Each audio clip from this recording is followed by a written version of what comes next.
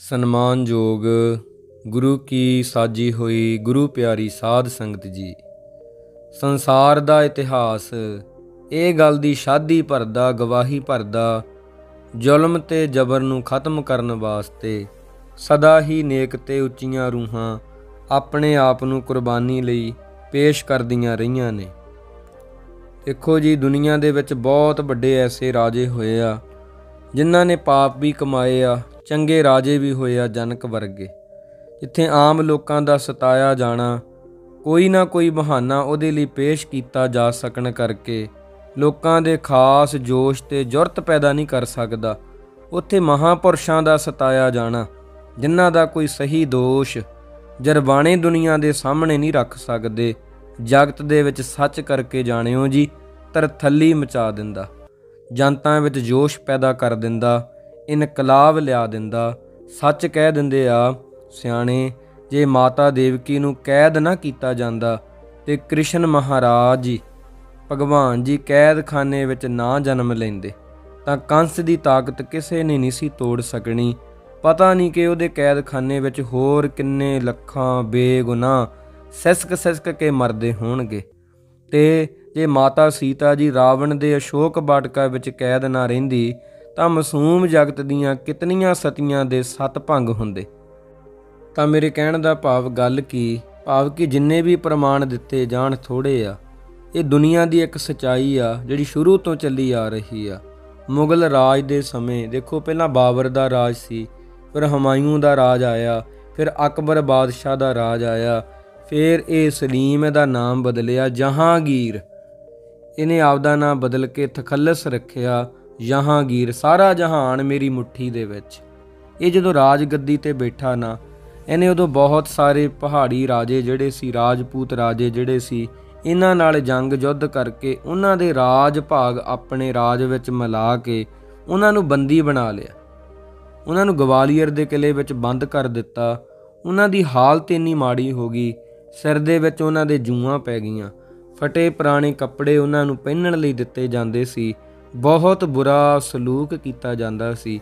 ਗਵਾਲੀਅਰ ਦੇ ਕਿਲੇ ਵਿੱਚ ਕਿਹਾ ਜਾਂਦਾ ਸੀ ਜਿਹੜਾ ਬੰਦ ਹੋ ਗਿਆ ਉਹ ਹੁਣ ਕੈਦ ਵਿੱਚੋਂ ਬਾਹਰ ਨਹੀਂ ਆ ਸਕਦਾ। ਇੰਨੇ ਜ਼ੁਲਮ ਢਾਏ ਜਾਂਦੇ ਸੀ ਸਾਧ ਸੰਗਤ ਜੀ, ਜਿਹਦਾ ਹਾਲ ਸੁਣ ਕੇ ਬੰਦਾ ਜਿਹੜਾ ਹੈ ਨਾ ਬੇਹਾਲ ਹੋ ਜਾਂਦਾ ਸੀਗਾ, ਉਹਦੇ ਰੌਂਗਟੇ ਖੜੇ ਹੋ ਜਾਂਦੇ ਸੀਗੇ। ਕਿਸੇ ਕੈਦੀ ਦੀਆਂ ਸੂਏ ਮਾਰ ਕੇ ਅੱਖਾਂ ਕੱਢ ਦੇਣੀਆਂ, ਕਿਸੇ ਨੂੰ ਖਤਮ ਕਰਨ ਲਈ ਉਹਨੂੰ ਜ਼ਹਿਰ ਦਾ ਪਿਆਲਾ ਦੇ ਦੇਣਾ ਇੱਕ ਸੌਖੀ ਜੀ ਸਧਾਰਨ ਜੀ ਗੱਲ ਸਮਝੀ ਜਾਂਦੀ ਸੀ। ਇਹਨਾਂ ਜ਼ੁਲਮਾਂ ਦੇ ਖਾਤਮੇ ਵਾਸਤੇ, ਇਹਨਾਂ ਨੂੰ ਖਤਮ ਕਰਨ ਲਈ ਇਹ ਜ਼ਰੂਰੀ ਸੀ ਕਿ ਕੋਈ ਮਹਾਂਪੁਰਖ ਬੌੜੇ ਜਿਹੜਾ ਆਪ ਕੈਦ ਹੋ ਕੇ ਇਹਨਾਂ ਕੈਦੀਆਂ ਨੂੰ ਛਡਾਵੇ। ਅਚਨਚੇਤ ਉਹ ਸਮਾਂ ਬਣ ਗਿਆ ਜੀ। ਕਿਵੇਂ ਬਣਿਆ? ਮੀਰੀ ਪੀਰੀ ਦੇ ਮਾਲਕ ਸੱਚੇ ਪਾਤਸ਼ਾਹ ਜੀ ਜਦੋਂ ਮਹਾਰਾਜ ਨੇ ਅਕਾਲ ਤਖਤ ਸਾਹਿਬ ਦਾ ਨਿਰਮਾਣ ਕਰਵਾਇਆ, 2 ਤਲਵਾਰਾਂ ਬੱਧੀਆਂ, ਇੱਕ ਮੀਰੀ ਦੀ ਇੱਕ ਪੀਰੀ ਦੀ, ਤੇ ਮਹਾਰਾਜ ਸੱਚੇ ਪਾਤਸ਼ਾਹ ਦੀ ਸੋਭਾ ਦੁਨੀਆ ਦੇ ਕੋਨੇ-ਕੋਨੇ ਵਿੱਚ ਹੋਈ ਆ। ਸੱਚੇ ਪਾਤਸ਼ਾਹ ਜੀ ਮਹਾਰਾਜ ਨੂੰ ਇਸ ਤਰ੍ਹਾਂ ਸੰਗਤਾਂ ਜਦੋਂ ਬਚਨ ਕਰਦੀਆਂ, ਸੱਚੇ ਪਾਤਸ਼ਾਹ ਜੀ ਕਹਿ ਕੇ ਕਰਦੀਆਂ, ਜਹਾਂਗੀਰ ਨੂੰ ਬੜੀ ਪੀੜਾ ਹੁੰਦੀ ਸੀ ਕਿ ਮੈਂ ਦਿੱਲੀ ਦਾ ਰਾਜਾ, ਮੇਰਾ ਹੁਕਮ ਦੂਰ ਦੂਰ ਤੱਕ ਚੱਲਦਾ, ਮੈਨੂੰ ਕੋਈ ਸੱਚਾ ਪਾਤਸ਼ਾਹ ਕਿਉਂ ਨਹੀਂ ਆਖਦਾ। ਇਸ ਤਰ੍ਹਾਂ ਗੁਰਮੁਖੋ ਬੜੀ ਈਰਖਾ ਹੋਈ। ਇਹ ਜਿਹੜੇ ਰਾਜੇ ਹੁੰਦੇ ਆ, ਇਹ ਨਹੀਂ ਚਾਹੁੰਦੇ ਹੁੰਦੇ ਦੁਨੀਆ ਦੇ ਲੋਕ ਪਰਜਾ ਜਾਗੇ, ਆਪਣੇ ਹੱਕਾਂ ਦੀ ਖਾਤਰ ਇਹ ਲੜਨ। ਇਹ ਚਾਹੁੰਦੇ ਹੁੰਦੇ ਜਨਤਾ ਸੁੱਤੀ ਰਹੇ, ਅਸੀਂ ਇਹਨਾਂ ਤੋਂ ਪੈਸਾ ਕਮਾਈਏ, ਇਹਨਾਂ ਤੋਂ ਕੰਮ ਲਈ ਚੱਲੀਏ, ਜਦੋਂ ਚਾਹੀਏ ਇਹਨਾਂ ਨੂੰ ਮੂਰਖ ਬਣਾ ਦਈਏ। ਪਰ ਮਹਾਰਾਜ ਸੱਚੇ ਪਾਤਸ਼ਾਹ ਜੀ ਜਗਾ ਰਹੇ ਸੀ, ਇਹ ਸੁੱਤੀ ਹੋਈ ਕੌਮ ਉਹਦੀ ਅਣਖ ਜਗਾ ਰਹੇ ਸੀ। ਪਰ ਉਸ ਵਕਤ ਇਹ ਗੱਲ ਜਿਹੜੀ ਆ ਇਹ ਜਹਾਂਗੀਰ ਨੂੰ ਚੰਗੀ ਨਹੀਂ ਲੱਗੀ। ਬਹੁਤ ਪੁਰਾਣੇ ਇਤਿਹਾਸਕਾਰ ਆ ਜਿਹੜੇ ਆਪਣੀਆਂ ਲਿਖਤਾਂ ਦੇ ਵਿੱਚ ਆਮ ਤੌਰ 'ਤੇ ਜਹਾਂਗੀਰ ਬਾਦਸ਼ਾਹ ਨੂੰ ਇਹ ਜ਼ੁਲਮੀ ਡਰਾਮਾ ਜਿਹੜਾ ਹੋਇਆ ਨਾ, ਇਹਦੀ ਜ਼ਿੰਮੇਵਾਰੀ ਤੋਂ ਲਾਂਭੇ ਜੇ ਰੱਖ ਦਿੰਦੇ ਆ ਵੀ ਉਹਨੂੰ ਕੁਝ ਪਤਾ ਨਹੀਂ ਸੀ। ਪਰ ਇਸ ਤਰ੍ਹਾਂ ਨਹੀਂ ਸੀ ਗੁਰਮੁਖੋ, ਜਹਾਂਗੀਰ ਨੂੰ ਸਭ ਕੁਝ ਪਤਾ ਸੀਗਾ। ਉਹ ਕੋਈ ਬੱਚਾ ਥੋੜ੍ਹੀ ਸੀ, ਸ਼ਰਾਬ ਪੀਣ ਦਾ ਆਦੀ ਸੀ, ਬਹੁਤ ਜ਼ਿਆਦਾ ਸ਼ਰਾਬ ਪੀਂਦਾ ਹੁੰਦਾ ਸੀ। ਅਕਬਰ ਬਾਦਸ਼ਾਹ ਦਾ ਰਾਜ ਚੰਗਾ ਸੀ ਇਹ ਤੋਂ ਪਹਿਲਾਂ। ਗੁਰੂ ਮਹਾਰਾਜ ਅਕਬਰ ਬਾਦਸ਼ਾਹ ਸੱਚੇ ਪਾਤਸ਼ਾਹ ਜੀ ਦੇ ਪਾਸ ਆਉਂਦਾ ਰਿਹਾ, ਗੁਰੂ ਅਮਰਦਾਸ ਜੀ ਦੇ ਕੋਲ।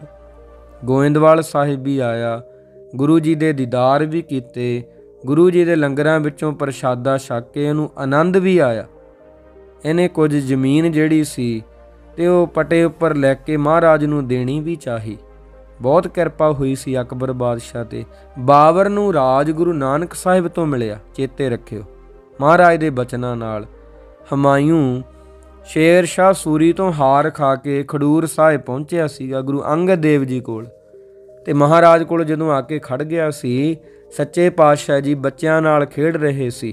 ਮਹਾਰਾਜ ਨੇ ਇਹਦੇ ਵੱਲ ਧਿਆਨ ਨਹੀਂ ਦਿੱਤਾ ਤੇ ਹੰਕਾਰ ਵਿੱਚ ਆ ਕੇ ਨਾ ਤਲਵਾਰ ਕੱਢਣ ਲੱਗਾ। ਤੇ ਉਹ ਤਲਵਾਰ ਕੱਢਣ ਲੱਗਾ ਤੇ ਮਹਾਰਾਜ ਸੱਚੇ ਪਾਤਸ਼ਾਹ ਜੀ ਨੇ ਦੇਖਿਆ, ਇਹਦਾ ਮਨ ਪੜ ਲਿਆ।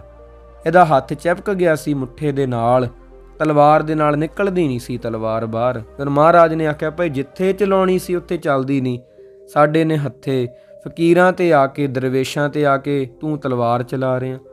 ਸ਼ੇਰ ਸ਼ਾਹ ਸੂਰੀ ਤੇ ਚਲਾਉਣੀ ਸੀ ਨਾ, ਉੱਥੋਂ ਤਾਂ ਹਾਰ ਖਾ ਕੇ ਭੱਜਿਆ ਹੈ। ਤਾਂ ਇਹਨੂੰ ਵੀ ਸਿੱਖਿਆ ਦਿੱਤੀ ਸੀ ਮਹਾਰਾਜ ਨੇ। ਅਕਬਰ ਬਾਦਸ਼ਾਹ ਵੀ ਆਉਂਦਾ ਰਿਹਾ। ਤੇ ਜਹਾਂਗੀਰ ਦੀ ਜਦੋਂ ਆਪਾਂ ਗੱਲ ਕਰਦੇ ਹਾਂ, ਸ਼ਰਾਬ ਇੰਨੀ ਪੀਂਦਾ ਸੀ। ਕਈਆਂ ਨੇ, ਇਹ ਵਿਦਵਾਨਾਂ ਨੇ ਖੋਜ ਕੀਤੀ ਆ ਵੀ ਜਾਣ ਬੁੱਝ ਕੇ ਚੰਦੂ ਨੇ ਇੱਕ ਜੋਤਸ਼ੀ ਖਰੀਦਿਆ। ਜੋਤਸ਼ੀ ਨੂੰ ਆਖਿਆ ਕਿ ਤੂੰ ਇਉਂ ਕਰ, ਇਹ ਬਾਦਸ਼ਾਹ ਜਹਾਂਗੀਰ ਨੂੰ ਕਹਿ ਵੀ ਤੇਰੇ ਤੇ ਸਾੜ ਸਤੀ ਚੱਲਦੀ ਆ, ਮਾੜਾ ਸਮਾਂ ਚੱਲਦਾ, ਹੁਣ ਤੂੰ ਇਉਂ ਕਰ, ਕੋਈ ਖੱਤਰੀ ਸੋਢੀ ਵੰਸ਼ ਦਾ ਹੋਵੇ ਤੇ ਉਹਦਾ ਨਾਮ ਹਰਗੋਬਿੰਦ ਹੋਵੇ, ਉਹ ਤੁਹਾਡੀ ਖਾਤਰ 40 ਦਿਨ ਚਲੀਹਾ ਕੱਟੇ, ਇਸ ਤਰ੍ਹਾਂ ਜਾਪ ਕਰੇ, ਭਗਤੀ ਕਰੇ, ਫਿਰ ਤੁਹਾਡੀ ਸਾੜ ਸਤੀ ਖਤਮ ਹੋਣੀ ਹੈ। ਕਈ ਵਿਦਵਾਨ ਇਹ ਗੱਲ ਮੰਨਦੇ ਆ, ਕਈ ਕਹਿੰਦੇ ਨਹੀਂ, ਇਸ ਤਰ੍ਹਾਂ ਨਹੀਂ ਸੀ ਹੋਇਆ। ਦਿੱਲੀ ਤੇ ਆਗਰੇ ਵਿੱਚ ਸਤਿਗੁਰੂ ਮਹਾਰਾਜ ਤੇ ਬਾਦਸ਼ਾਹ ਜਹਾਂਗੀਰ ਦਾ ਜੋ ਇਕੱਠਾ ਨਿਵਾਸ ਸਫ਼ਰ ਰਿਹਾ, ਉੱਥੇ ਸਤਿਗੁਰੂ ਮਹਾਰਾਜ ਦਾ ਰੂਹਾਨੀ ਬਲ, ਜਲਾਲ, ਕਮਾਲ ਦੇ ਜਲਵੇ ਬਾਦਸ਼ਾਹ ਨੇ ਤੱਕਿਆ। ਮਹਾਰਾਜ ਨੇ ਸ਼ੇਰ ਦਾ ਵੀ ਸ਼ਿਕਾਰ ਕੀਤਾ। ਬਹੁਤ ਬਲੀ ਸੀਗੇ ਮਹਾਰਾਜ ਸੱਚੇ ਪਾਤਸ਼ਾਹ ਜੀ, ਇੰਨੇ ਬਲੀ ਸੀਗੇ। ਛੇਵੇਂ ਪਾਤਸ਼ਾਹ ਜੀ ਦੇ ਨਾਲ ਜਦੋਂ ਸਫ਼ਰ 'ਤੇ ਚੱਲਦੇ, 2 ਘੋੜੇ ਚੱਲਦੇ। ਇੱਕ ਘੋੜਾ ਥੱਕ ਜਾਂਦਾ ਸੀ, ਮਹਾਰਾਜ ਨੂੰ ਲੰਮੀ ਵਾਟ ਨਹੀਂ ਸੀ ਲਿਜਾ ਸਕਦਾ, ਤਾਂ ਦੂਜੇ ਘੋੜੇ 'ਤੇ ਪਾਤਸ਼ਾਹ ਜੀ ਸਵਾਰ ਹੁੰਦੇ। ਪਹਿਲਾ ਘੋੜਾ ਆਰਾਮ ਕਰਦਾ, ਫਿਰ ਘੋੜੇ ਬਦਲ ਬਦਲ ਕੇ ਸਫ਼ਰ ਕਰਦੇ ਹੁੰਦੇ ਸੀ ਪਾਤਸ਼ਾਹ ਜੀ, ਕਿਉਂਕਿ ਮਹਾਰਾਜ ਨੂੰ ਕਿਹਾ ਜਾਂਦਾ ਨਾ, ਬਾਬਾ ਬੁੱਢਾ ਜੀ ਦਾ ਵਰ ਸੀ, ਇਹ ਵੱਡੇ ਭਾਰੀ ਗੁਰੂ ਹੋਣਗੇ, ਵੱਡੇ ਹੋ ਕੇ ਦੁਸ਼ਮਣਾਂ ਦੇ ਸਿਰ ਇਉਂ ਭੰਨਣਗੇ ਜਿਵੇਂ ਅਸੀਂ ਇਹ ਪਿਆਜ਼ ਭੰਨਿਆ। ਮਾਤਾ ਗੰਗਾ ਜੀ ਨੂੰ ਵਰ ਮਿਲੇ ਸੀ ਨਾ, ਵੱਡ ਯੋਧਾ ਬਹੁ ਪਰਉਪਕਾਰੀ, ਇਹ ਵੱਡੇ ਯੋਧੇ ਹੋਣਗੇ, ਪਰਉਪਕਾਰੀ ਵੀ ਹੋਣਗੇ। ਤਾਂ ਗੁਰੂ ਹਰਗੋਬਿੰਦ ਸਾਹਿਬ ਜੀ ਮਹਾਰਾਜ ਜੀ ਤੇ ਉਹਨਾਂ ਦੀਆਂ ਬਾਹਾਂ ਹਾਥੀ ਦੀ ਸੁੰਡ ਵਰਗੀਆਂ ਸੱਚੇ ਪਾਤਸ਼ਾਹ ਜੀ ਦੀਆਂ, ਤੇ ਮਹਾਰਾਜ ਜੀ ਦਾ ਇਹ ਡੀਲ ਡੌਲ, ਸ਼ਾਸਤਰ ਵਿਦਿਆ ਵਿੱਚ ਨਿਪੁੰਨਤਾ, ਸੰਗਤਾਂ ਦੀ ਉਹਨਾਂ ਤੇ ਸ਼ਰਧਾ, ਠਾਠ ਬਾਠ, ਸਭ ਕੁਝ ਵੇਖ ਕੇ ਨਾ ਜਹਾਂਗੀਰ ਘਬਰਾ ਗਿਆ। ਚੰਦੂ ਵੀ ਘਬਰਾ ਗਿਆ।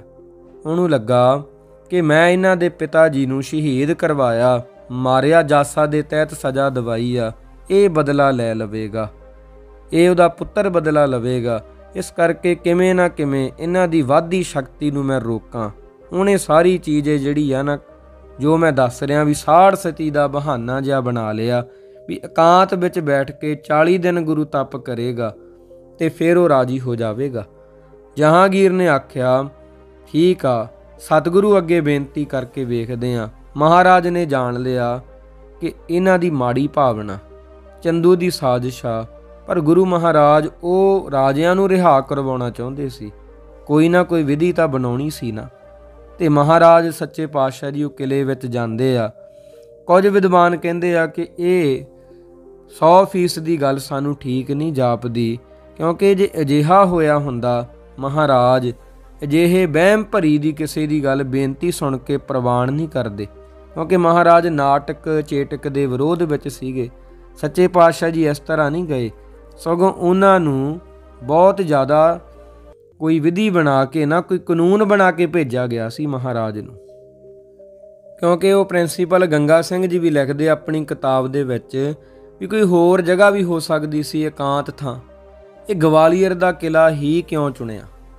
ਇੱਥੇ ਤਾਂ ਪਹਿਲਾਂ ਹੀ ਕੈਦੀ ਸੀਗੇ ਸਾਰੇ, ਤੇ ਮਹਾਰਾਜ ਨੂੰ ਜਾਣ ਬੁੱਝ ਕੇ ਇੱਥੇ ਭੇਜਿਆ ਗਿਆ। ਤਾਂ ਸੱਚੇ ਪਾਤਸ਼ਾਹ ਜੀ ਜਾਣਗੇ। ਮਹਾਰਾਜ ਨੇ ਜੇ ਇਸ ਤਰ੍ਹਾਂ ਵੀ ਜਾਣੀਏ ਵੀ ਗੁਰੂ ਸਾਹਿਬ ਨੂੰ ਧੋਖਾ ਤਾਂ ਦਿੱਤਾ ਹੀ ਨਹੀਂ ਜਾ ਸਕਦਾ। ਪਹਿਲਾਂ ਵੀ ਦੀਵਾਨਾਂ ਵਿੱਚ ਮੈਂ ਜ਼ਿਕਰ ਕੀਤਾ ਕਿਉਂਕਿ ਗੁਰੂ ਹੀ ਕਾਹਦਾ ਜਿਹਨੂੰ ਧੋਖਾ ਹੀ ਦਿੱਤਾ ਜਾ ਸਕੇ। ਮਹਾਰਾਜ ਨੂੰ ਪਤਾ ਸੀ ਸਭ ਕੁਝ, ਹਰ ਅੰਤਰਜਾਮੀ ਸਭ ਵਿਦ ਜਾਣੈ, ਤਾਂ ਕਿਸ ਪੈ ਆਖ ਸੁਣਾਈ। ਗੁਰੂ ਸਾਹਿਬ ਜੀ ਆਪ ਹੀ ਕਿਲੇ ਦੇ ਵਿੱਚ ਆਉਂਦੇ ਆ ਜੀ ਮਹਾਰਾਜ ਜੀ, ਤੇ ਇੱਥੇ ਆ ਕੇ ਵੇਖਦੇ ਆ ਉਹ ਰਾਜਿਆਂ ਦਾ ਕੀ ਹਾਲ ਆ। ਇੱਥੋਂ ਦਾ ਇੱਕ ਜੇਲਰ ਸੀ ਬਹੁਤ ਜ਼ਿਆਦਾ, ਜਿਹੜਾ ਜੇਲ੍ਹ ਦਾ ਸੁਪਰਡੈਂਟ ਹੁੰਦਾ ਹੈ, ਮਹਾਰਾਜ ਜੀ ਦਾ ਸੇਵਕ ਬਣ ਗਿਆ। ਹਰੀਦਾਸ ਉਹਦਾ ਨਾਂ ਸੀਗਾ। ਬਹੁਤ ਮਹਾਰਾਜ ਨੂੰ ਪਿਆਰ ਕੀਤਾ ਉਹਨੇ। ਸੱਚੇ ਪਾਤਸ਼ਾਹ ਜੀ ਨੂੰ ਇਸ ਕਰਕੇ ਪਿਆਰ ਕੀਤਾ ਕਿਉਂਕਿ ਉਹਨਾਂ ਦੇ ਦਾਦੇ ਪੜਦਾਦੇ, ਉਹਨਾਂ ਦਾ ਸਾਰਾ ਘਰਾਣਾ ਹੀ ਮਹਾਰਾਜ ਜੀ 'ਤੇ ਸ਼ਰਧਾ ਰੱਖਦਾ ਸੀ। ਇਹ ਜੇਲਰ ਹਰੀਦਾਸ ਇਹਨਾਂ ਦੇ ਜਿਹੜੇ ਖਾਨਦਾਨ ਸੀ ਨਾ, ਇਹ ਸਿੱਖ ਖਾਨਦਾਨ ਦੇ ਵਿੱਚੋਂ ਸੀਗਾ। ਇਸ ਕਰਕੇ ਗੁਰੂ ਸਾਹਿਬ ਜੀ ਦੇ ਖਾਣ ਪੀਣ, ਰਸਦ ਦਾ ਧਿਆਨ ਰੱਖਣਾ, ਮਹਾਰਾਜ ਜੀ ਦੇ ਆਰਾਮ ਦਾ ਇਹਨੇ ਧਿਆਨ ਰੱਖਣਾ, ਸਾਰੀ ਜ਼ਿੰਮੇਵਾਰੀ ਰੱਖਣੀ ਗੁਰੂ ਸਾਹਿਬ ਜੀ ਨੇ। ਪਰ ਇਹਨੂੰ ਆਖਿਆ, ਮਹਾਰਾਜ ਜੀ ਕਹਿਣ ਲੱਗੇ, ਭਾਈ ਅਸੀਂ ਇਹ ਸ਼ਾਹੀ ਖਜ਼ਾਨੇ ਦੇ ਵਿੱਚੋਂ ਜੋ ਵੀ ਇਹ ਰਸਦ ਆਉਂਦੀ ਆ ਉਹ ਅਸੀਂ ਨਹੀਂ ਛਕਣੀ। ਸਾਡੇ ਸਿੱਖਾਂ ਨੂੰ ਆਗਿਆ ਦਿੱਤੀ ਜਾਏ, ਭਾਈ ਜੇਠਾ ਤੇ ਭਾਈ ਪੁਰਾਣਾ ਜੀ ਨੂੰ, ਉਹ ਬਾਹਰ ਜਾਣਗੇ, ਕਿਰਤ ਕਰਨਗੇ, ਜੋ ਵੀ ਪੈਸਾ ਆਵੇਗਾ ਉਹਦੀ ਰਸਦ ਜਿਹੜੀ ਆ ਲਿਆਉਣਗੇ, ਉਹਦਾ ਪ੍ਰਸ਼ਾਦਾ ਅਸੀਂ ਬਣਾ ਕੇ ਛਕਿਆ ਕਰਾਂਗੇ। ਇਸ ਤਰ੍ਹਾਂ ਗੁਰੂ ਸਾਹਿਬ ਦੇ ਬਚਨ ਨੂੰ ਮੰਨਿਆ ਜੇਲਰ ਨੇ। ਹਰਿਦਾਸ ਕਿਉਂਕਿ ਮਹਾਰਾਜ ਦਾ ਸਿੱਖ ਬਣ ਗਿਆ ਸੀ, ਹਜੂਰ ਜੀ ਵਾਸਤੇ ਉਹਨੇ ਬਹੁਤ ਸੇਵਾ ਕੀਤੀ। ਗਵਾਲੀਅਰ ਦੇ ਕਿਲੇ ਵਿੱਚ ਤਾਂ ਮਿਹਰਾਂ ਦੇ ਹੜ੍ਹ ਆ ਗਏ ਜੀ। ਜਿਹੜੇ ਦੁਖੀਏ ਸੀ ਨਾ, ਜਿਨ੍ਹਾਂ ਨੂੰ ਇਉਂ ਸੀ ਵੀ ਹੁਣ ਨਹੀਂ ਬਾਹਰ ਨਿਕਲ ਸਕਦੇ, ਲਾਸ਼ਾਂ ਦਾ ਵੀ ਪਤਾ ਨਹੀਂ ਲੱਗਣਾ, ਇੱਥੇ ਖੁਰਦ-ਬੁਰਦ ਹੋ ਜਾਣਗੀਆਂ, ਸੰਗਲ ਮਾਰੇ ਹੋਏ ਆ ਇਹਨਾਂ ਰਾਜਿਆਂ ਨੂੰ। ਗੁਰੂ ਸਾਹਿਬ ਜੀ ਨੇ ਉਹਨਾਂ ਨੂੰ ਰੱਬ ਦੀ ਰਜ਼ਾ ਵਿੱਚ ਰਹਿਣ ਲਈ ਆਖਿਆ। ਉਹਨਾਂ ਦੀਆਂ ਮਾਨਸਿਕ ਕਮਜ਼ੋਰੀਆਂ, ਨਰਕ ਦਾ ਜੀਵਨ ਜਿਹੜਾ ਭੋਗ ਰਹੇ ਸੀਗੇ, ਮਹਾਰਾਜ ਨੇ ਦੇਖਿਆ ਇਹ ਜਿਵੇਂ ਕੋਈ ਸੁੱਕੇ ਪੱਤੇ ਹੁੰਦੇ ਆ ਨਾ, ਇੱਦਾਂ ਦਾ ਜੀਵਨ ਸੀ। ਪਰ ਮਹਾਰਾਜ ਦੇ ਆਉਣ ਨਾਲ ਇੱਦਾਂ ਹੋ ਗਿਆ ਜੀ ਜਿਵੇਂ ਬਹਾਰ ਆ ਗਈ ਹੋਵੇ। ਇਸ ਤਰ੍ਹਾਂ ਦਾ ਮੌਸਮ ਜਦੋਂ ਹੁੰਦਾ ਨਾ, ਨਵੇਂ-ਨਵੇਂ ਪੱਤੇ ਨਿਕਲਦੇ ਆ, ਬਹਾਰ ਆਉਂਦੀ ਆ, ਕਿਤਨਾ ਆਨੰਦ ਆਉਂਦਾ। ਕਿਲੇ ਤੋਂ ਬਾਹਰ ਸੰਗਤਾਂ ਮਹਾਰਾਜ ਨੂੰ ਉਡੀਕਦੀਆਂ, ਕਿਉਂਕਿ 40 ਦਿਨਾਂ ਤੋਂ ਵੱਧ ਦਿਨ ਹੋ ਜਾਂਦੇ ਆ, ਪਰ ਗੁਰਦੇਵ ਜੀ ਨੂੰ ਕਿਲੇ ਵਿੱਚੋਂ ਬਾਹਰ ਨਹੀਂ ਕੱਢਿਆ ਜਾਂਦਾ। ਵਾਅਦਾ ਕੀਤਾ ਗਿਆ ਸੀ ਸੂਰਜ ਪ੍ਰਕਾਸ਼ ਗ੍ਰੰਥ ਅਨੁਸਾਰ ਕਿ 40 ਦਿਨਾਂ ਬਾਅਦ ਆਪ ਜੀ ਕਿਲੇ 'ਚੋਂ ਬਾਹਰ ਆ ਜਾਓਗੇ, ਪਰ ਮਹਾਰਾਜ ਜੀ ਆਏ ਨਹੀਂ, ਉਹਨਾਂ ਨੂੰ ਬਾਹਰ ਨਹੀਂ ਕੱਢਿਆ ਗਿਆ। ਤਾਂ ਹਾਹਾਕਾਰ ਮਚ ਗਈ ਸੰਗਤਾਂ ਦੇ ਵਿੱਚ। ਗਿਣਤੀ ਦੇ ਸਿੱਖ ਆਉਂਦੇ ਆ, ਸਿੱਖਾਂ ਦੀ ਗਿਣਤੀ ਦਿਨ ਬ ਦਿਨ ਵੱਧਦੀ ਆ। ਕਿਲੇ ਦੀਆਂ ਕੰਧਾਂ ਨੂੰ ਮੱਥਾ ਟੇਕਦੇ ਆ ਸਿੱਖ, ਪਰਿਕਰਮਾ ਕਰਦੇ ਆ ਮਹਾਰਾਜ ਨੂੰ, ਬਾਹਰ ਚਲੇ ਜਾਂਦੇ ਆ, ਘਰਾਂ ਨੂੰ ਚਲੇ ਜਾਂਦੇ ਆ। ਇੱਦਾਂ ਫਿਰ ਗਿਣਤੀ 100 ਤੋਂ 200 ਹੋਈ ਆ ਜੀ, 200 ਤੋਂ 1000 ਹੋਈ ਆ, ਕਈ ਹਜ਼ਾਰ ਹੋ ਗਈ ਆ। ਸਾਰੇ ਪਰਿਕਰਮਾ ਕਰਕੇ ਮੱਥਾ ਟੇਕ ਕੇ ਵਾਪਸ ਚਲੇ ਜਾਂਦੇ ਆ। ਪ੍ਰੇਮੀਆਂ ਦੀ ਇਹ ਜਿਹੜੀ ਜੋ ਰਸਮ ਰੀਤ ਰਵਾਇਤ ਸੀ ਨਾ, ਇਹ ਗੱਲ ਜਹਾਂਗੀਰ ਤੱਕ ਪਹੁੰਚ ਗਈ ਆ। ਮਹਾਰਾਜ ਦੇ ਦਰਸ਼ਨ ਕਰਨ ਬਾਬਾ ਬੁੱਢਾ ਸਾਹਿਬ ਜੀ ਅੰਮ੍ਰਿਤਸਰ ਦੀ ਧਰਤੀ ਤੋਂ ਆਪ ਚੱਲ ਕੇ ਆਏ ਕਿ ਗੁਰੂ ਜੀ ਦਾ ਕੀ ਹਾਲ ਆ। ਮਾਤਾ ਜੀ ਫਿਕਰ ਕਰਦੇ ਸੀ, ਮਾਤਾ ਗੰਗਾ ਜੀ ਆਖਦੇ ਸੀ ਗੁਰੂ ਪਾਤਸ਼ਾਹ ਜੀ ਆਏ ਕਿਉਂ ਨਹੀਂ, ਬਹੁਤ ਸਮਾਂ ਹੋ ਗਿਆ। ਤਾਂ ਬਾਬਾ ਬੁੱਢਾ ਜੀ ਆਪ ਇਹ ਸਾਰੀ ਖਬਰਸਾਰ ਲੈਣ ਆਏ ਆ। 6ਵੇਂ ਪਾਤਸ਼ਾਹ ਜੀ ਨੇ ਆਖਿਆ, ਬਾਬਾ ਜੀ ਤੁਸੀਂ ਤਾਂ ਬਹੁਤ ਬਿਰਧ ਹੋ ਗਈ ਉਮਰ ਤੁਹਾਡੀ, ਆਉਣ ਦੇ ਵਿੱਚ ਬੜੀ ਤਕਲੀਫ ਹੋਵੇਗੀ। ਅੰਮ੍ਰਿਤਸਰ ਜਾ ਕੇ ਕਹਿ ਦਿਓ ਸੰਗਤਾਂ ਨੂੰ ਫਿਕਰ ਕਰਨ ਦੀ ਲੋੜ ਨਹੀਂ, ਉਹ ਨਾਮ ਜਪਣ, ਕੀਰਤਨ ਕਰਨ, ਗੁਰਮੰਤਰ ਦਾ ਅਭਿਆਸ ਕਰਨ, ਜਲਦੀ ਅੰਮ੍ਰਿਤਸਰ ਦੀ ਧਰਤੀ ਤੇ ਪੁੱਜਾਂਗੇ। ਇੱਕ ਸਾਧ ਬਚਨ ਅਟਲਾਦਾ। ਮਹਾਰਾਜ ਨੇ ਇਸ ਤਰ੍ਹਾਂ ਚਿੱਠੀਆਂ ਵੀ ਭੇਜੀਆਂ ਕਿ ਫਿਕਰ ਕਰਨ ਦੀ ਕੋਈ ਲੋੜ ਨਹੀਂ ਹੈ ਮਾਤਾ ਜੀ, ਗੁਰੂ ਮਹਾਰਾਜ ਕਿਰਪਾ ਕਰਨਗੇ, ਇਹ ਬਾਬਾ ਨਾਨਕ ਜੀ ਕਿਰਪਾ ਕਰਨਗੇ, ਮਿਹਰਾਂ ਕਰਨਗੇ, ਜਲਦ ਹੀ ਕਿਰਪਾ ਹੋ ਜਾਵੇਗੀ। ਅੰਮ੍ਰਿਤਸਰ ਆ ਕੇ ਅਸੀਂ ਵੀ ਸੰਗਤਾਂ ਦੇ ਦਰਸ਼ਨ ਪਰਸਾਂਗੇ। ਗੁਰੂ ਸਾਹਿਬ ਦੇ ਬਚਨ ਸੁਣ ਕੇ ਸੰਗਤਾਂ ਦਾ ਹੌਸਲਾ ਵੱਧ ਗਿਆ। ਗੁਰੂ ਪਿਆਰਿਓ, ਬਾਬਾ ਬੁੱਢਾ ਸਾਹਿਬ ਜੀ ਵੀ ਵਾਪਸ ਆ ਗਏ। ਬਾਦਸ਼ਾਹ ਜਹਾਂਗੀਰ ਇਹ ਜਿਹੜੀ ਹਲਚਲ ਹੋ ਰਹੀ ਸੀ ਨਾ, ਉਹਨੂੰ ਦੇਖ ਕੇ ਚਿੰਤਾ ਵਿੱਚ ਪੈ ਗਿਆ, ਕਿਉਂਕਿ ਗੁਰਸਿੱਖਾਂ ਦਾ ਇਹ ਰਵੱਈਆ ਉਹਨੂੰ ਕਿਸੇ ਭਾਰੀ ਬਗਾਵਤ ਦਾ ਪੇਸ਼ ਖੈਮਾ ਨਜ਼ਰ ਆ ਰਿਹਾ ਵੀ ਇਹ ਬਗਾਵਤ ਤੇ ਉੱਤਰ ਆਏ ਆ। ਇੰਨੀ 1000 ਦੀ ਗਿਣਤੀ ਵਿੱਚ ਕਿਲੇ ਦੇ ਬਾਹਰ ਸੰਗਤਾਂ ਆ ਜਾਂਦੀਆਂ ਨੇ। ਬਾਕੀ ਹੁਣ ਇਸ ਤਰ੍ਹਾਂ ਸੀ, ਬਹੁਤੇ ਸਨਾਤਨੀਏ, ਬਹੁਤੇ ਹਿੰਦੂ ਧਰਮ ਦੇ ਲੋਕ ਜਹਾਂਗੀਰ ਦੇ ਵਿਰੋਧ ਵਿੱਚ ਚੱਲ ਰਹੇ ਸੀ, ਕਿਉਂਕਿ ਜ਼ੁਲਮੀ ਰਾਜਾ ਸੀ, ਪਰਜਾ ਦਾ ਘਾਣ ਕਰ ਰਿਹਾ ਸੀ।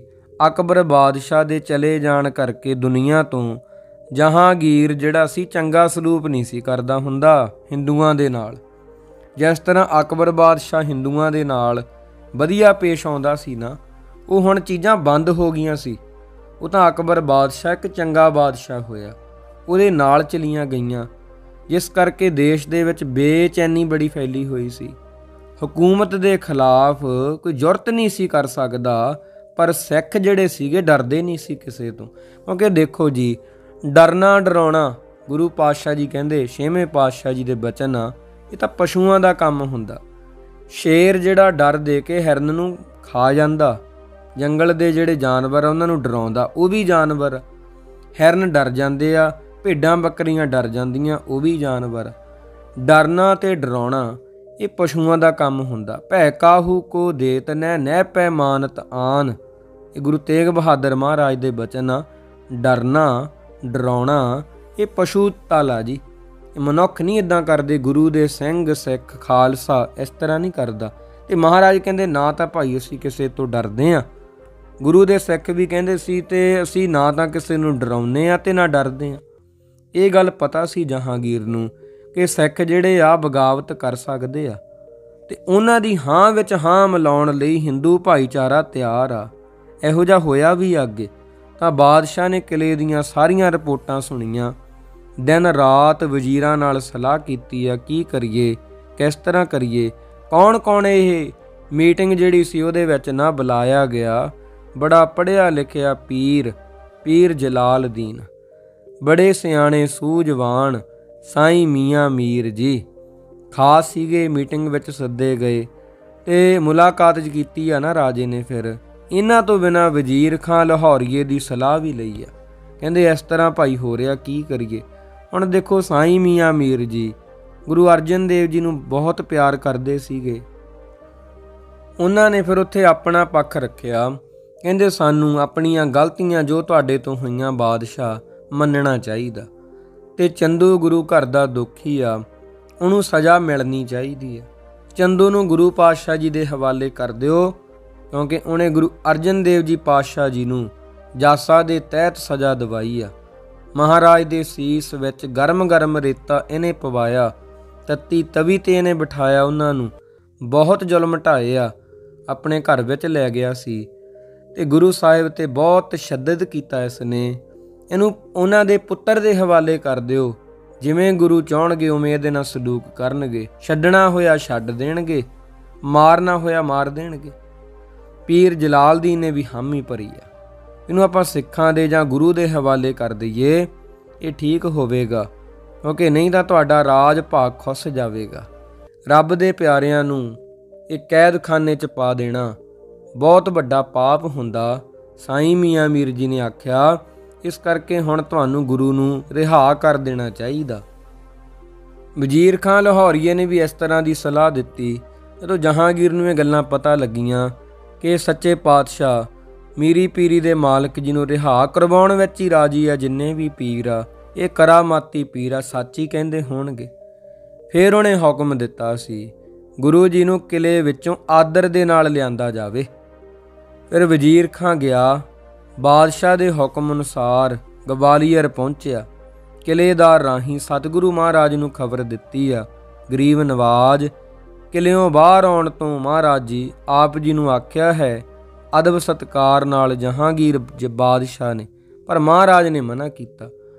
ਆਖਿਆ ਅਸੀਂ ਉਹਨਾਂ ਤੱਕ ਬਾਹਰ ਨਹੀਂ ਆਵਾਂਗੇ, ਉਹਨਾਂ ਸਮਾਂ ਬਾਹਰ ਨਹੀਂ ਆ ਸਕਦੇ ਜਦੋਂ ਤੱਕ ਸਾਡੇ ਇਹਨਾਂ ਸਾਥੀਆਂ ਨੂੰ ਜਿਹੜੇ ਇੱਥੇ ਕਿਲੇ ਵਿੱਚ ਨਰਕ ਦਾ ਜੀਵਨ ਬਤੀਤ ਕਰ ਰਹੇ ਆ, ਜਿਨ੍ਹਾਂ ਨੂੰ ਰਿਹਾ ਨਹੀਂ ਕੀਤਾ ਜਾਂਦਾ, ਉਦੋਂ ਤੱਕ ਅਸੀਂ ਬਾਹਰ ਨਹੀਂ ਆਵਾਂਗੇ। ਇਹ ਮਹਾਰਾਜ ਦੇ ਆਪਣੇ ਬਚਨ। ਜੇ ਕੋਈ ਹੋਰ ਕੈਦੀ ਹੋਵੇ ਉਹਨੂੰ ਕਵੇ ਭਾਈ ਤੂੰ ਆ ਜਾ ਬਾਹਰ, ਤੂੰ ਤਾਂ ਆਪਣੇ ਸਵਾਰਥ ਨੂੰ ਅੱਗੇ ਰੱਖੇਗਾ ਨਾ, ਬੜੀ ਜਲਦੀ ਬਾਹਰ ਆ ਜਾਵੇਗਾ। ਧੰਨ ਮੀਰੀ ਪੀਰੀ ਦੇ ਮਾਲਕ ਸੱਚੇ ਪਾਤਸ਼ਾਹ, ਵੱਡ ਯੋਧੇ ਬਹੁਤ ਪਰਉਪਕਾਰੀ, ਵੱਡੇ ਯੋਧੇ ਵੀ ਆ, ਪਰਉਪਕਾਰੀ ਵੀ ਆ, ਤੇ ਮਹਾਰਾਜ ਜੀ ਦਰਵੇਸ਼ ਵੀ ਹਨ। ਸੋਚਿਆ ਇਹਨਾਂ ਦਾ ਵੀ ਭਲਾ ਕਰਨਾ। ਮਹਾਰਾਜ ਅਸਲ ਵਿੱਚ ਗਏ ਇਸ ਕਿਲੇ ਵਿੱਚ ਤਾਂ ਹੀ ਸੀ, ਇਹਨਾਂ ਨੂੰ ਰਿਹਾ ਕਰਵਾਉਣਾ ਸੀ। ਮਹਾਰਾਜ ਨੇ ਆਖਿਆ ਇਸ ਤਰ੍ਹਾਂ ਤਾਂ ਕਾਰਜ ਨਹੀਂ ਪੂਰਾ ਹੋਵੇਗਾ, ਅਸੀਂ ਉਹਨਾਂ ਚਿਰ ਤੱਕ ਬਾਹਰ ਨਹੀਂ ਆਵਾਂਗੇ। ਬਾਦਸ਼ਾਹ ਨੂੰ ਕਹਿ ਦਿਓ ਜਦੋਂ ਤੱਕ ਸਾਡੇ ਇਹਨਾਂ ਸਾਥੀਆਂ ਨੂੰ ਕਿਲੇ ਵਿੱਚੋਂ ਰਿਹਾ ਨਹੀਂ ਕੀਤਾ ਜਾਂਦਾ।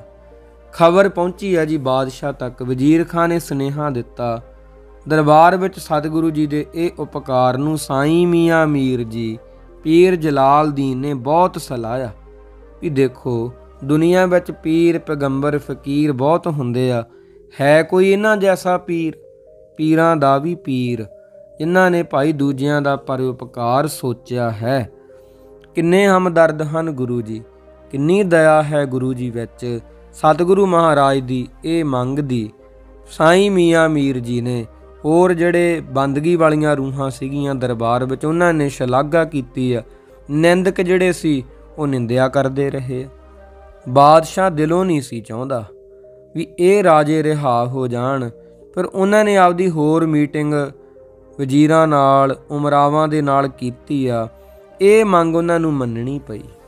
ਕਹਿੰਦੇ ਰਾਜਸੀ ਕੈਦੀ ਆ, ਇਸ ਤਰ੍ਹਾਂ ਆਖਿਆ, ਰਿਹਾ ਤਾਂ ਕਰ ਦਾਂਗੇ, ਪਰ ਰਿਹਾ ਉਹ ਹੋਵੇਗਾ ਜੋ ਗੁਰੂ ਪਾਤਸ਼ਾਹ ਜੀ ਦਾ ਪੱਲਾ ਫੜ ਕੇ ਬਾਹਰ ਆ ਜਾਵੇਗਾ।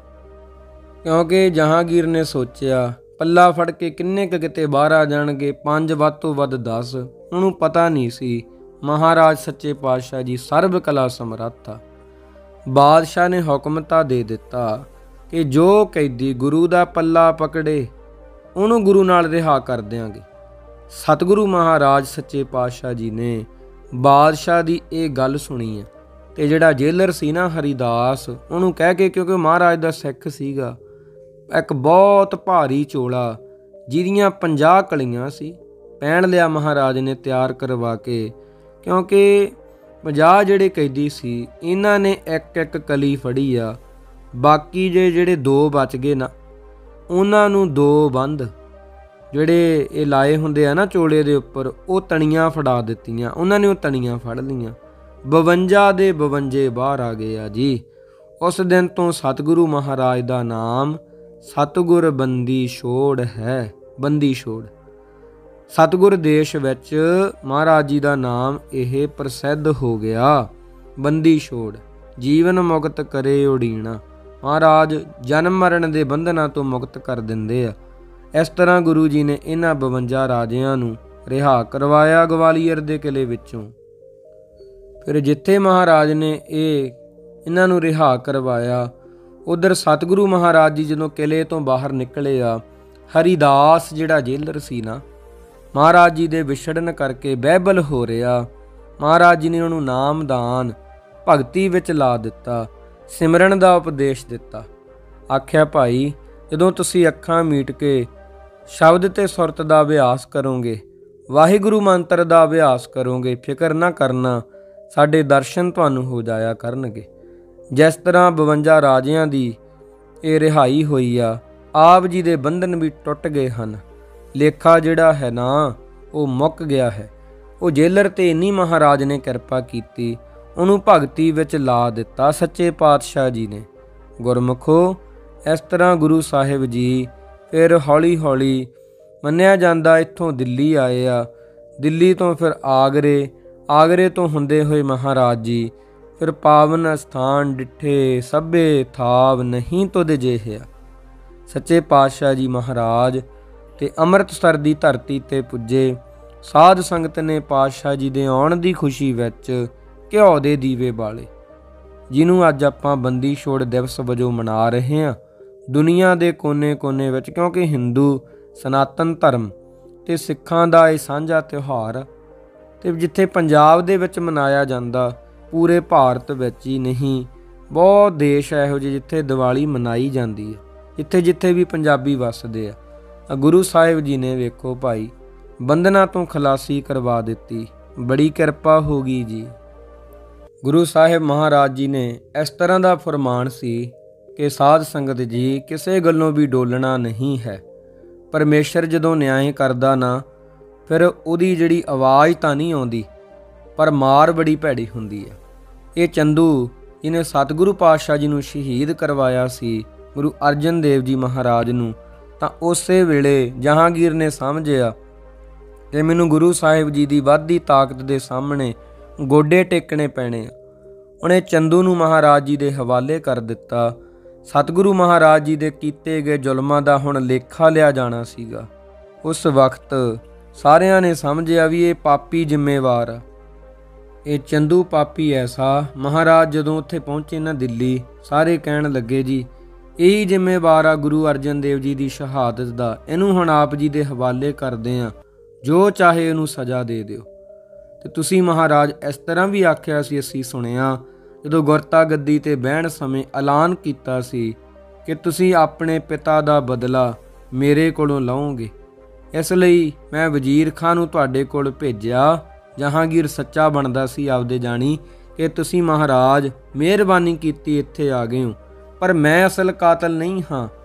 ਤੁਹਾਡੇ ਅਸਲ ਕਾਤਲ ਨੂੰ ਮੈਂ ਤੁਹਾਡੇ ਹਵਾਲੇ ਕਰਦਾ, ਇਹ ਚੰਦੂ ਹੈ। ਤਾਂ ਬਾਦਸ਼ਾਹ ਨੇ ਸਤਿਗੁਰੂ ਮਹਾਰਾਜ ਨੂੰ ਕਿਹਾ ਕਿ ਇਹਨਾਂ ਤੁਕਾਂ ਤੋਂ ਮਹਾਰਾਜ ਜੀ ਦੇ ਸਪਸ਼ਟ ਹੋ ਜਾਵੇਗਾ, ਬੈਠ ਤਖਤ ਬਾਕ ਉਚਰੇ हैं, ਗੁਰੂ ਪਿਤਾ ਕੋ ਬਦਲਾ ਲੈ हैं। ਇਹ ਸੁਣ ਕੇ ਭਰਮ ਉਪਜਿਓ ਮੇਰੇ, ਪਠਿਓ ਵਜ਼ੀਰ ਖਾਨ ਤੁਮ ਡੇਰੇ। ਕਿਰਪਾ ਧਾਰ ਦਰਸ਼ਨ ਕੋ ਦੀਨਾ, ਨਹੀਂ ਵਿਕਾਰ ਆਪ ਸੇ ਚੀਨਾ। मोहिते बदला किम तुम चाहो, मन भी नहीं पाप के माहो। जन कीन तिन ते अब लीजै, मैं निष्पाप कृपा निस कीजै। श्री हर गोविंद गिरहा उचारी, शेरो करा जिक्र अस भारी।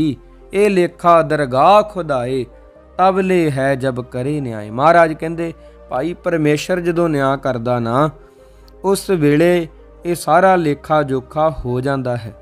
सतगुरु महाराज सच्चे पातशाह जी उन्हां अगे चंदू नूं पेश करना ये जहांगीर दी बहुत वड्डी चलाकी सी। महाराज जी दे अगे चंदू सिर सुट रहा, पर सजान सतगुरु महाराज इन्हां दीयां चालां बुझदे आ। उन्हां ने उदों कोई निश्चा नहीं कीता, समय दी उडीक कीती आ। इस तरह दा जदों महाराज ने बचन कर दिता ना भी न्याय करन वाला तां खुदा है, अल्लाह है, जिहदियां तुसीं 5 नमाज़ां पढ़दे हो। पहली नमाज फजर दी है, दूजी नमाज जौहर दी, फिर हौली हौली मगरब दी, असर दी, फिर ईसा दी। 5 नमाज़ां पढ़ते हो ना। तो महाराज जी ने आख्या भाई वो अल्लाह तो डरो, अल्लाह दे आपदे जिहड़े पैगंबर आ उन्हां दे हुक्म दे विच चलो जी, हजरत मुहम्मद साहिब दे अनुसार चलो जी। गुरु महाराज नूं आख्या जी यही तुहाडा दुख ही आ। तां इतों गल तो पता लगदा सतगुरु महाराज जी ने चंदू जिहड़ा इस पाप का जिम्मेवार है, फल तां भोगना ही सी। महाराज ने देखिया भी चंदू ते भारी मार लोकां वल्लों पै रही आ, उत्ते दया भी कीती सच्चे पातशाह जी ने। भाई प्रिंसीपल गंगा सिंह जी लिखदे आ भी ओहदियां बन्नियां मुश्कां भी खुलवा दित्तियां। लोकां दा गुस्सा बहुत ज़्यादा सीगा। चंदू नूं खत्म करके उन्हां ने दम लिया, पर सतगुरु जी ने दया कीती आ ਤੇ ਉਹਦੇ ਟੱਬਰ ਨੂੰ ਵੀ ਬਿਨਾਂ ਕੁਝ ਕਹੇ ਮਹਾਰਾਜ ਨੇ ਰਿਹਾ ਕਰਤਾ। ਇਹ ਸਤਿਗੁਰੂ ਜੀ ਵੱਡ ਜੋਧਾ ਬਹੁ ਪਰਉਪਕਾਰੀ। ਜੋ ਬਾਬਾ ਬੁੱਢਾ ਜੀ ਨੇ ਬਚਨ ਕੀਤੇ ਉਹ ਸੱਚੇ ਹੋਏ। ਸਤਿਗੁਰੂ ਸੱਚੇ ਪਾਤਸ਼ਾਹ ਜੀ ਨੇ ਚੰਦੂ ਜਿਹੜਾ ਸੀ ਨਾ, ਚੰਦੂ ਦੇ ਪਰਿਵਾਰ ਨੂੰ ਗੁਰੂ ਜੀ ਦੇ ਹਵਾਲੇ ਕੀਤਾ ਗਿਆ ਸੀ। ਪਰ ਮਹਾਰਾਜ ਨੇ ਆਖਿਆ ਭਾਈ ਅਸੀਂ ਕਿਸੇ ਇਸਤਰੀ ਬੱਚਿਆਂ ਤੇ ਵਾਰ ਨਹੀਂ ਕਰਦੇ, ਇਹਨਾਂ ਨੂੰ ਰਿਹਾ ਕਰ ਦਿਓ। ਤੇ ਚੰਦੂ ਨੂੰ ਭਾਈ ਵਿਧੀ ਚੰਦ ਤੇ ਭਾਈ ਜੇਠਾ ਜੀ ਦੇ ਹਵਾਲੇ ਕੀਤਾ ਵੀ ਉਹਨੂੰ ਲਾਹੌਰ ਲੈ ਜਾਣ। ਜਿਸ ਵਕਤ ਸਿੱਖ ਚੰਦੂ ਨੂੰ ਲੈ ਕੇ ਕਿਲੇ ਦੇ ਬਾਜ਼ਾਰਾਂ ਵਿੱਚੋਂ ਨਿਕਲ ਕੇ ਦਿੱਲੀ ਦੇ ਬਾਜ਼ਾਰਾਂ ਵਿੱਚੋਂ ਲੰਘੇ ਆ, ਲੋਕਾਂ ਦਾ ਗੁੱਸਾ ਇੰਨਾ ਸੀ, ਉਹਨੂੰ ਇੰਨਾ ਮਾਰਿਆ ਉਹ ਮਾਰ ਨਾਲ ਹੀ ਮਰ ਗਿਆ। ਸਤਿਗੁਰੂ ਮਹਾਰਾਜ ਦੀ ਮਾਰ ਨਾਲ ਮਰ ਗਿਆ। ਗੁਰੂ ਜੀ ਕਿਲੇ ਵਿੱਚੋਂ ਬਾਹਰ ਆਏ ਆ, ਪੰਜਾਬ ਜਾਣ ਦੀਆਂ ਤਿਆਰੀਆਂ ਫਿਰ ਹੋਈਆਂ। ਸੱਚੇ ਪਾਤਸ਼ਾਹ ਜੀ ਸਿੱਧੇ ਨਹੀਂ ਜੀ ਉੱਥੇ ਗਏ ਅੰਮ੍ਰਿਤਸਰ, ਪਹਿਲਾਂ ਦਿੱਲੀ ਗਏ ਆ, ਕਿਉਂਕਿ ਉਹ ਬਾਦਸ਼ਾਹ ਦੇ ਨਾਲ ਜਿਹੜੀ ਆ ਨਾ ਮੁਲਾਕਾਤ ਕੀਤੀ ਆ, ਸਾਰੀ ਚੀਜ਼ ਦੀ ਸਪਸ਼ਟਤਾ ਹੋਈ ਆ ਵੀ ਇਹ 40 ਦਿਨ ਕਿਉਂ ਰੱਖਿਆ, 40 ਦਿਨ ਕੀ ਕਈ ਦਿਨ ਉੱਪਰ ਲੰਘ ਗਏ। ਫਿਰ ਉਹਨੇ ਮਾਫੀ ਵੀ ਮੰਗੀ ਮਹਾਰਾਜ ਤੋਂ, ਜਹਾਂਗੀਰ ਨੇ। ਗੁਰੂ ਮਹਾਰਾਜ ਮੈਥੋਂ ਭੁੱਲ ਹੋ ਗਈ। ਇਹ ਰਾਜੇ ਜਿਹੜੇ ਹੁੰਦੇ ਆ ਕੰਨਾਂ ਦੇ ਕੱਚੇ ਹੁੰਦੇ ਆ, ਇਹ ਆਪਣੇ ਜੇ ਇਹਨਾਂ ਦੇ ਅਹਿਲਕਾਰ ਮਾੜੇ ਹੋਣ ਨਾ ਤੇ ਫਿਰ ਇਹਨਾਂ ਨੂੰ ਸਭ ਕੁਝ ਭੁੱਲ ਜਾਂਦਾ ਵੀ ਸਾਨੂੰ ਤਪ ਤੋਂ ਇਹ ਰਾਜ ਭਾਗ ਮਿਲਿਆ। ਫਿਰ ਭਜਨ ਬੰਦਗੀ ਕਰਦੇ ਨਹੀਂ, ਇਹਨਾਂ ਨੂੰ ਫਿਰ ਰਾਜ ਭਾਗ ਤੋਂ ਨਰਕ ਮਿਲਦਾ। ਜਾਣਦੇ ਨਹੀਂ ਹਮ ਆਦਮੀ ਹਾਂ ਇੱਕਦਮੀ, ਮੋਹਲਤ ਮੁਹੱਤ ਨਾ ਜਾਣਾ। ਨਾਮ ਸਿਮਰਨ ਨਹੀਂ ਕਰਦੇ। ਤਾਂ ਇਹ ਭਾਈ ਕਥਾ ਇਸ ਤਰ੍ਹਾਂ ਹੋਈ ਆ। ਗੁਰੂ ਮਹਾਰਾਜ ਗਵਾਲੀਅਰ ਦੇ ਕਿਲੇ ਵਿੱਚੋਂ ਰਿਹਾ ਹੋ ਕੇ ਤੇ ਅੰਮ੍ਰਿਤਸਰ ਦੀ ਧਰਤੀ ਤੇ ਪਹੁੰਚੇ ਆ। ਸੰਗਤਾਂ ਨੇ ਖੁਸ਼ੀ ਵਿੱਚ ਦੀਪਮਾਲਾ ਵੀ ਕੀਤੀ ਆ, ਦੀਵੇ ਘਿਓ ਦੇ ਬਾਲੇ ਆ, ਖੁਸ਼ੀਆਂ ਮਨਾਈਆਂ। ਅਸੀਂ ਵੀ ਭਾਈ ਮਹਾਰਾਜ ਸੱਚੇ ਪਾਤਸ਼ਾਹ ਜੀ ਦੇ ਦੱਸੇ ਸਿਧਾਂਤਾਂ ਦੇ ਅਨੁਸਾਰ ਆਪਣਾ ਜੀਵਨ ਬਤੀਤ ਕਰੀਏ। ਮੀਰੀ ਅਤੇ ਪੀਰੀ ਦੇ ਮਾਲਕ ਅੱਗੇ ਅਰਦਾਸ ਕਰੀਏ, ਮਹਾਰਾਜ ਅਸੀਂ ਵੀ ਅੰਧ ਵਿਸ਼ਵਾਸ ਦੀਆਂ ਬੇੜੀਆਂ ਵਿੱਚ ਜਕੜੇ ਹੋਏ ਹਾਂ, ਅਸੀਂ ਵੀ ਸਿੱਖੀ ਦੇ ਸਿਧਾਂਤਾਂ ਨੂੰ ਨਹੀਂ ਮੰਨਦੇ। ਮਹਾਰਾਜ ਸਾਡੇ 'ਤੇ ਵੀ ਕਿਰਪਾ ਕਰੋ, ਸਾਡੇ ਵੀ ਇਹ ਜਿਹੜੇ ਬੰਧਨ ਹਨ ਨਾ, ਇਹਨਾਂ ਤੋਂ ਸਾਨੂੰ ਮੁਕਤ ਕਰ ਦਿਓ। ਕਾਮ, ਕ੍ਰੋਧ, ਲੋਭ, ਝੂਠ, ਨਿੰਦਾ ਇਨ 'ਤੇ ਆਪ ਛਡਾਵੋ। ਮਹਾਰਾਜ ਇਹਨਾਂ ਦੇ ਅਸੀਂ ਵਸ ਹੋ ਕੇ ਜੀਵਨ ਬਸਰ ਕਰ ਰਹੇ ਹਾਂ, ਕਿਰਪਾ ਕਰੋ, ਮਿਹਰਾਂ ਕਰੋ ਸਾਡੇ 'ਤੇ। ਗੁਰੂ ਸਾਹਿਬ ਕਿਰਪਾ ਕਰਨ। ਕੀਤੀ ਹੋਈ ਵਿਚਾਰ ਹਿਰਦਿਆਂ 'ਚ ਵਸੇ। ਇਹ ਭਾਈ ਬੰਦੀ ਛੋੜ ਦਿਵਸ ਦੀ ਕਥਾ ਸੀ। ਕਥਾ ਵਿਚਾਰਦਿਆਂ ਇਤਿਹਾਸ ਦੀ ਬਹੁਤ ਭੁੱਲਾਂ ਹੋ ਗਈਆਂ ਹੋਣਗੀਆਂ। ਗੁਰੂ ਦੀ ਸੰਗਤ ਸਤਿਗੁਰੂ ਮਹਾਰਾਜ ਸੱਚੇ ਪਾਤਸ਼ਾਹ ਜੀ ਬਖਸ਼ਣਯੋਗ ਹਨ, ਬਖਸ਼ ਲੈਣਾ ਜੀ। ਹਾਂ ਭਾਈ, ਇਹ ਦੀਵਾਲੀ ਜੋ ਬੰਦੀ ਛੋੜ ਦਿਵਸ ਹੈ, ਸਾਰੀਆਂ ਸੰਗਤਾਂ ਨੂੰ ਇਹਦੀ ਲੱਖ ਲੱਖ ਵਧਾਈ ਹੋਵੇ। ਗੁਰੂ ਮਹਾਰਾਜ ਕਿਰਪਾ ਕਰਨ। ਅਸੀਂ ਵੀ ਭਾਈ ਵਾਤਾਵਰਨ ਦੀ ਵੀ ਸੰਭਾਲ ਕਰਨੀ ਆ, ਰੁੱਖ ਵੀ ਲਗਾਉਣੇ ਆ, ਵਾਤਾਵਰਨ ਦੂਸ਼ਿਤ ਨਹੀਂ ਕਰਨਾ। ਅਤੇ ਇਹ ਜੋ ਸਾਡੇ ਬੱਚੇ ਆ, ਇਹਨਾਂ ਨੂੰ ਗੁਰਬਾਣੀ ਕੰਠ ਕਰਵਾਉਣੀ ਆ, ਵੱਧ ਤੋਂ ਵੱਧ ਇਹਨਾਂ ਨੂੰ ਸਿੱਖੀ ਦੇ ਨਾਲ ਜੋੜਨਾ ਹੈ। ਇਹ ਆਉਣ ਵਾਲੇ ਸਾਡਾ ਭਵਿੱਖ ਆ, ਬੱਚੇ ਜਿਹੜੇ ਆ ਇਹਨਾਂ ਨੂੰ ਸੰਭਾਲਣਾ ਹੈ, ਇਹਨਾਂ ਨੂੰ ਸਿੱਖੀ ਨਾਲ ਜੋੜਨਾ। ਉਸ ਤੋਂ ਪਹਿਲਾਂ ਅਸੀਂ ਆਪ ਵੀ ਸਿੱਖੀ ਨਾਲ ਜੁੜਨਾ ਹੈ। ਗੁਰੂ ਮਹਾਰਾਜ ਕਿਰਪਾ ਕਰਨ ਜੀ। ਦੇਹੋ ਸੱਜਣੇ ਅਸੀਸੜੀਆਂ, ਕਿਉਂ ਹੋਵੇ ਸਾਹਿਬ ਸਿਉ ਮੇਲ। ਵਾਹਿਗੁਰੂ ਜੀ ਕਾ ਖਾਲਸਾ, ਵਾਹਿਗੁਰੂ ਜੀ ਕੀ ਫਤਿਹ।